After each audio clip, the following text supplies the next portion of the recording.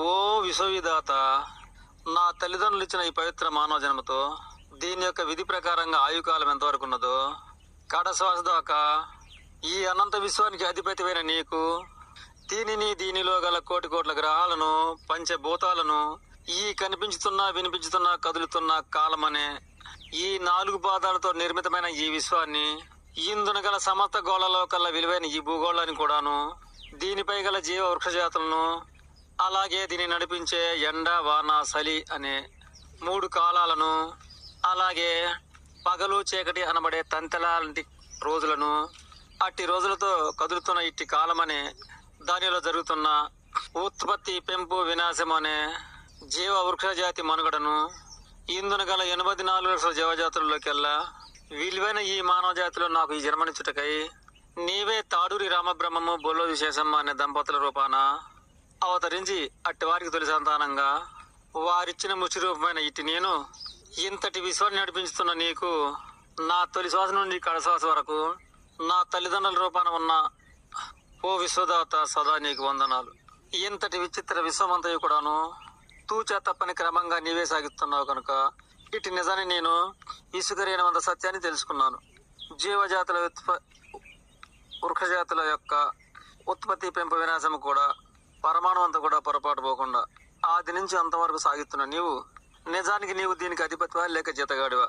అలసటే లేని విధంగా ఆనందంగా సాగిస్తున్నావు అంటే అది నీకే సాధ్యమైందనే నిజాన్ని రవంతా కూడా మేము తెలుసుకోలేకపోతున్నాము.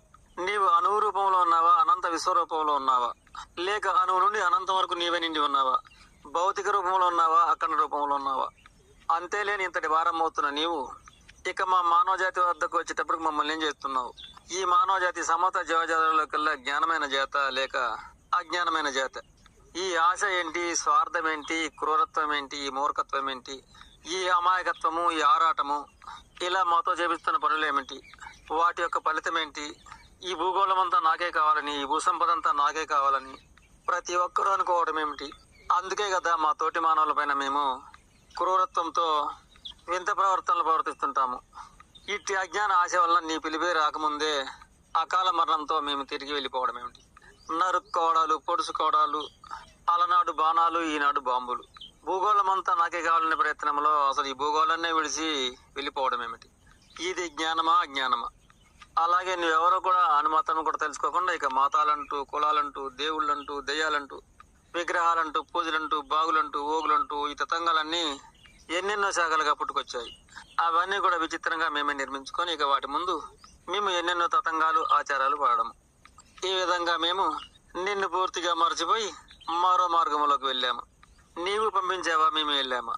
ఈ విధంగా మనుగడ సాగిస్తున్న మేము ఇక విచిత్రంగా మా జాతిలోనే మేము అగ్రకులాలని, అల్పకులాలని, ప్రభువులని, బానిసలని, మేమే దైవానికి ప్రతిరూపమని కాదు మేమే దేవుళ్ళము అని ఇక మాలోనే మేము ఆ విధంగా కొందరు మేము చనిపోతే మాకు గుళ్ళు కట్టాలని, ఇక మేము బ్రతుకున్నంత సేపు మాకు ఎటు చాకిరి చేయాలని, ఆహార ధాన్యాలు పండించి పెట్టాలని, మాకు ఊడిగాలు చేయాలని, ఈ విధంగా మాది పెద్ద కులము, మీది నీచ కులము అని, మేము పుణ్యం చేసుకొని పుట్టాము, మీరు పాపాలు చేసుకొని పుట్టారు కనుక మీరు ఊడిగాలు మాకు చేస్తే మీ పాపాలు తొలిగిపోతాయని ఇక విచిత్రంగా మాతోనే బొమ్మలు చేపించి ఆ బొమ్మలకి మాతోనే ఊడిగాలు చేపించి ఈ విధంగా కొన్ని తరాల నుండి ఎన్నో వర్గాలుగా ఆడిస్తున్న తతంగాలు.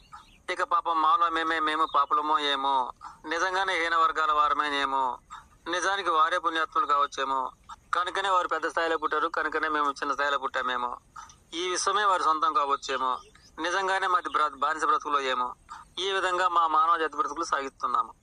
ఇది ఒక మానవ జాతిలోనే నువ్వు చేసిన తప్పితమా లేక మేమే చేసుకున్న తప్పితమా? ఇది నిజమా లేక బుటకమా? ఇలా ఆడిస్తున్న నీవు ఎవరో ఎక్కడున్నావో తెలియకుండా చేశావు. నీ పేరిట మేము చేస్తున్న తతంగాలు నీకు వాటికి సంబంధాలు లేవని ఇంతటి నిజం తెలియకుండానే చేశావు. ఓ నిజ విశ్వదాత, ఇది ఏమి విచిత్ర విశ్వరహస్యము! నేను నీకు నిజమైన మనవని అనుకుంటున్నాను కనుకనే ఇవిగో నీవు నాకు ఇచ్చిన అస్త్రములు. పంచవృత్తులతో ఈ ప్రపంచాన్ని నిర్మించమన్నావు, నిర్మించాను, ఇంకా చేస్తూనే ఉన్నాను. నీ ఆశలు శిరసా వహిస్తూ ఇంకా చేస్తూనే ఉంటాను. నాకు ఇంతటి బాధ్యత ఇచ్చేవారుగా నా వంతు కార్యం చేస్తూనే ఉన్నాను, చస్తూనే ఉంటాను. కనుక నీ మనవడిగా పుట్టడము ధన్యుడను, ధన్యుడను, ధన్యుడను. నాకు ఈ జన్మనిచ్చిన నా తల్లిదండ్రుల పాదాలకు సదా వందనం.